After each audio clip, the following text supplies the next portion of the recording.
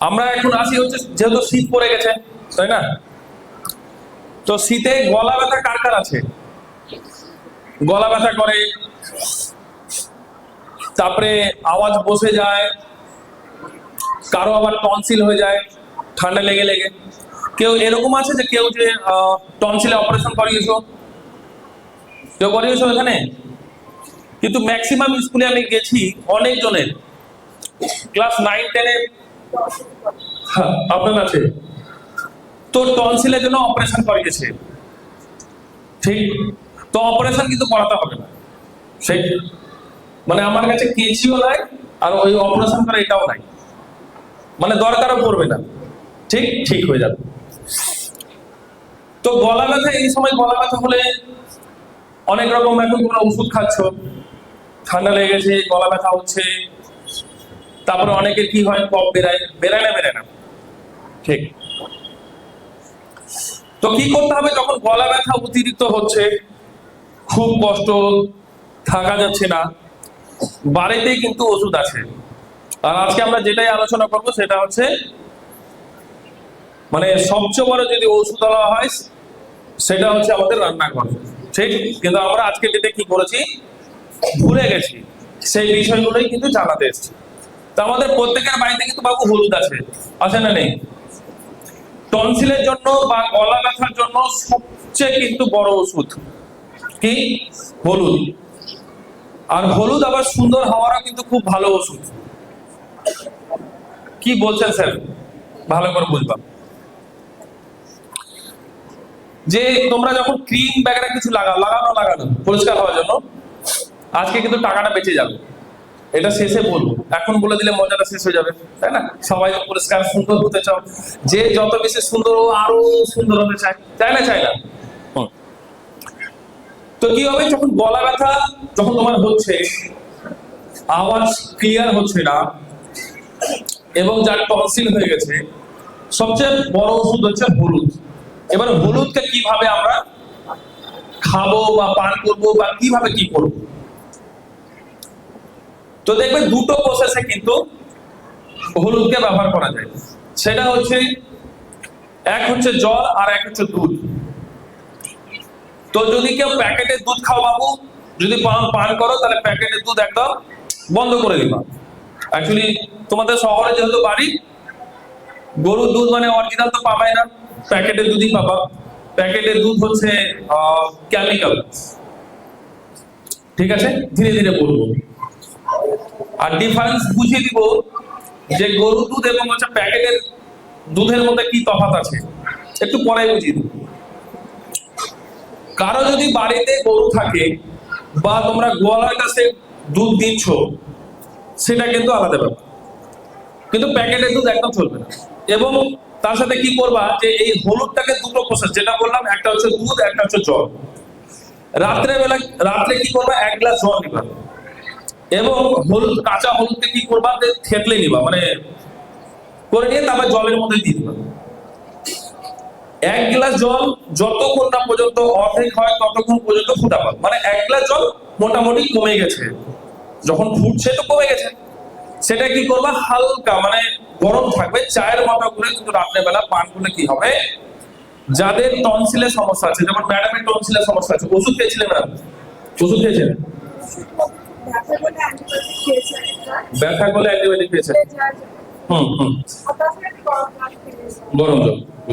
তো বিষয়টা হচ্ছে যে ম্যাডাম আপনি রাত্রেবেলা যদি অরিজিনাল দুধ থাকে তাহলে ঠিক আছে, সেটা হচ্ছে 1 গ্লাস দুধ নেবেন বা 1 গ্লাস জল নেবেন, ওর মধ্যে হলুদটাকে থেতলে নিয়ে দিয়ে দিবেন, কাঁচা হলুদ। কন্টিনিউ আপনি 5-7 দিন করুন, টনসিলে কিন্তু ঠিকঠাক হয়ে যাবে ম্যাডাম, একদম ক্লিয়ার।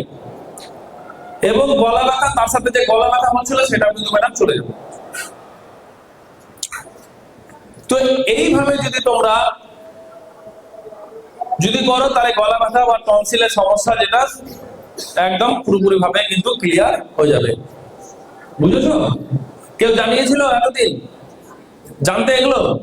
তো ওষুধ বাবু আমাদের বাড়িতেই আছে আর আমাদের রান্নাঘরে আছে, ধীরে ধীরে তোমরা কিন্তু জানতে পারবে। এই সময় কি হচ্ছে বাবু, একটু ঠান্ডা লাগলে কিন্তু কাশি হচ্ছে না? হচ্ছে না? হচ্ছে কাশির জন্য কি করছো, কাশির সিরাপ খাও, তাই না?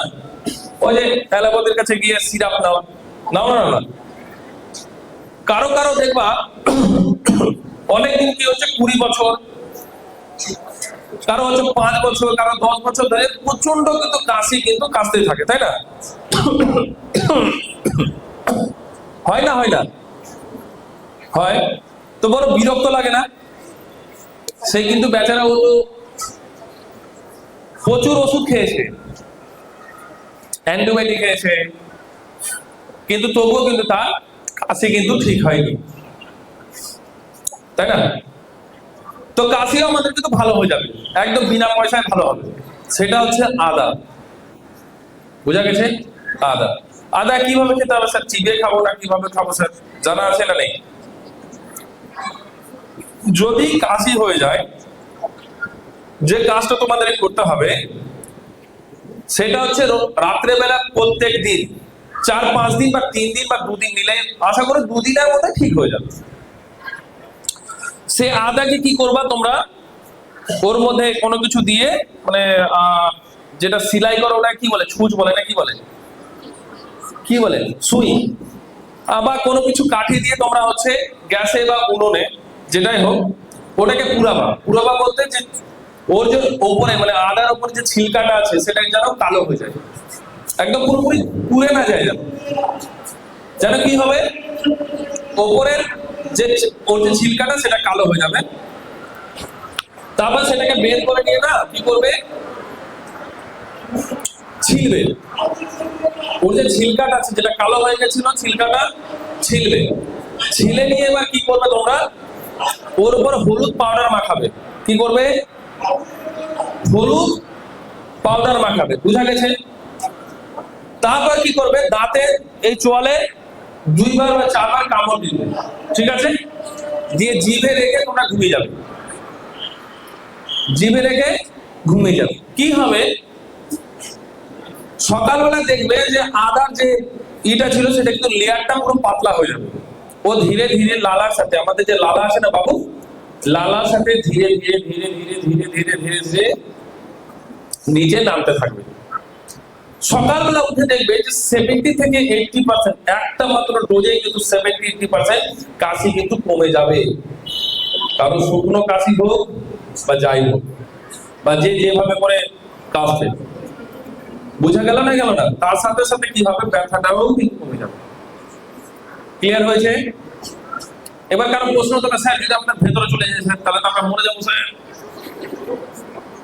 তো ইউটিউবে কি হয়, অনেকজন একটু কমেন্ট করে, স্যার যদি আমরা মরে যাই স্যার, যদি ওটা যদি ভেতরে চলে যায় তাহলে মরে যায় স্যার।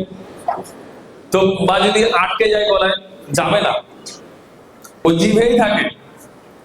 আমি একবার না, আমি বহুবার করেছি, নিয়েছি, ও যায় না। মানে কি হয়, যে ব্যবহার করার আগেই মরে যাচ্ছে সবাই, যদি চলে যায় স্যার, ভাবতেই আছে ভাবতে আছে, যাবে না কিন্তু। বুঝা গেছে?